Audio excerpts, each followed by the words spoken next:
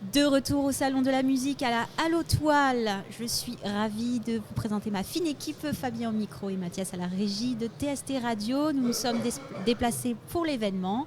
Le Salon de la musique est organisé par TST Radio et on en remercie le président Corentin Bénard. Nous redémarrons cet après-midi avec notre premier exposant, Nicolas Letuyer. Bonjour. Bonjour Nicolas. Je te laisse entre les mains de Fabien. Bonjour Nicolas. Bonjour. Est-ce que tu peux te présenter toi et ton entreprise ? Eh bien, Nicolas Letuyer, effectivement, mon entreprise c'est très simple, c'est moi-même. Moi je suis écrivain en auto-édition et je suis venu présenter Philharmonia, qui est un roman d'aventure dans l'univers de la musique. Qu'est-ce qui t'a donné envie d'écrire un bouquin sur l'univers de la musique ? C'est quand même assez précis et compliqué de lier les deux en général. Et effectivement, et en même temps, ce sont deux arts très complémentaires. Ce qui m'a conduit à écrire sur la musique, c'est le fait que je suis moi-même musicien. Je joue de la clarinette et du violon en orchestre dans différentes formations dans la région. Et j'aime beaucoup écrire depuis tout jeune. Et c'est le jour où j'ai finalement allié les deux que ça a enfin donné quelque chose de concret, et donc ce roman. Et tu écris professionnellement depuis combien de temps à peu près ? Ça fait 4 ans. D'accord, ça commence à faire. C'est ça, je commence à avoir une petite expérience. On parle de moi un petit peu de temps en temps. On me dit « Ah, j'ai entendu parler de toi, j'ai vu ton livre à la bibliothèque, machin, super. » Il t'envoie une petite photo, il l'envoie sur Insta. Exactement, mais oui, c'est trop bien.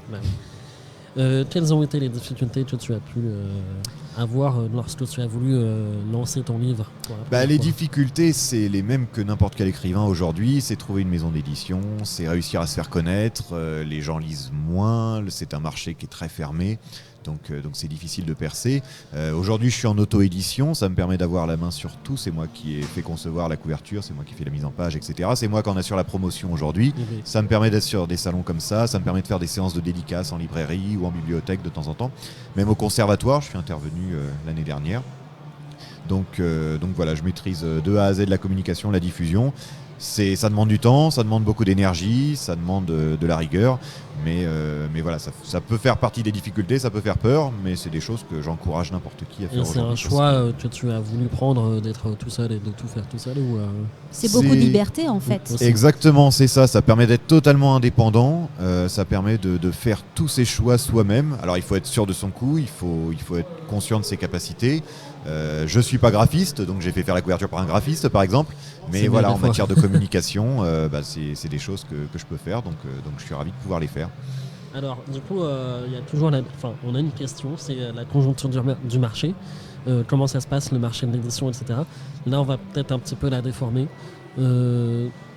Comment ça se passe quand tu sors un bouquin ? Aujourd'hui tu dis que les gens lisent moins, mais est-ce que c'est vrai ? Est-ce que c'est un ressenti ? Est-ce que tu as vraiment une stat ? Alors non, il n'y a pas de statistiques officielles parce que je ne suis pas libraire. Il y a toujours du monde dans les librairies, ça c'est un fait, les librairies fonctionnent malgré Amazon, malgré une concurrence en ligne, tout ça. Après, j'interviens beaucoup dans les écoles. On constate que les enfants lisent un peu moins, mais ceux qui lisent de plus en plus par contre. Voilà, il y a un fossé qui se crée entre les enfants qui lisent pas ou peu et les enfants qui lisent beaucoup. Et c'est pour ça qu'il y a encore aujourd'hui des sagas littéraires qui font un carton auprès des jeunes. Le fantastique fonctionne beaucoup. Exactement, l'aventure. On me parle encore de Harry Potter aujourd'hui alors que c'est sorti il y a 25 ans. Bien sûr.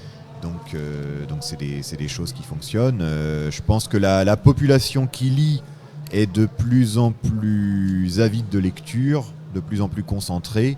Et ce que j'essaye de faire, c'est de donner le goût à la lecture à tous ceux qui ne l'ont pas encore. Et tu penses que c'est dû à quoi que les gens lisent moins ? À la base, moi, mon métier, c'est informaticien, donc je ne vais pas cracher dans la soupe. Je ne vais pas dire que c'est à cause des réseaux sociaux et des ordinateurs et de tout ça. Mais effectivement, le fait qu'on ait tout à portée de main, que finalement Netflix permet en 2 clics de suivre sa série, etc., on va moins s'intéresser à la lecture qui est une activité longue, qui est une activité sur le long terme. Un livre, je ne vais pas le finir en 15 minutes. Non, ça c'est sûr. Voilà, contrairement à un épisode de série que je peux mettre en pause et reprendre le lendemain, etc. Donc je pense qu'il y a un accès à la culture qui est de plus en plus immédiat et le livre n'est pas encore comme ça. Alors un petit peu plus avec les e-books, maintenant on peut lire sur son téléphone, etc. Mais ça demande une transition et ça demande une éducation aussi. Je pense qu'il faut que les enfants soient poussés à la lecture au plus jeune âge pour que vers 10-12 ans, ils aient eux-mêmes envie de lire parce que c'est ce qu'ils ont connu, c'est comme ça qu'ils ont grandi. Et là, on en fait des lecteurs formidables. Est-ce que tu peux nous dire un petit peu ce qui se passe dans ton roman, sans spoiler, un petit speech Pas de spoils, promis. Alors, Philharmonia, c'est l'histoire d'un chef d'orchestre qu'on envoie au Népal pour retrouver la viole de Majini, qui est un instrument très rare et hors de prix. Et cette viole, elle était à bord d'un avion qui s'est crashé à la montagne. Donc, il fallait la récupérer à tout prix. Et sauf que notre héros, quand il arrive là-bas, non seulement il découvre la viole, mais en plus il découvre ses pouvoirs un petit peu inquiétants. Et quand il la ramène au pays, il apprend que des instruments comme ça, il y en a 5 disséminés un peu partout dans le monde, qu'il faut les retrouver et les réunir autour de la dernière symphonie de Tchaïkovski. Parce que Tchaïkovski a écrit une partition pour ces 5 instruments. Que d'aventure. Voilà. Alors, pour relier un petit peu à la question d'avant, de pourquoi les gens lisent moins, etc., je ne sais pas si tu as fait attention à ce mouvement, on appelle ça le book talk. Sur les réseaux sociaux, il y a beaucoup d'influenceurs ou de petites influenceurs qui essayent de parler de livres. Et ça, je trouve très intéressant, ce phénomène. Je connaissais pas et effectivement, c'est formidable. Si tu es curieux, je t'invite à aller carrément. voir.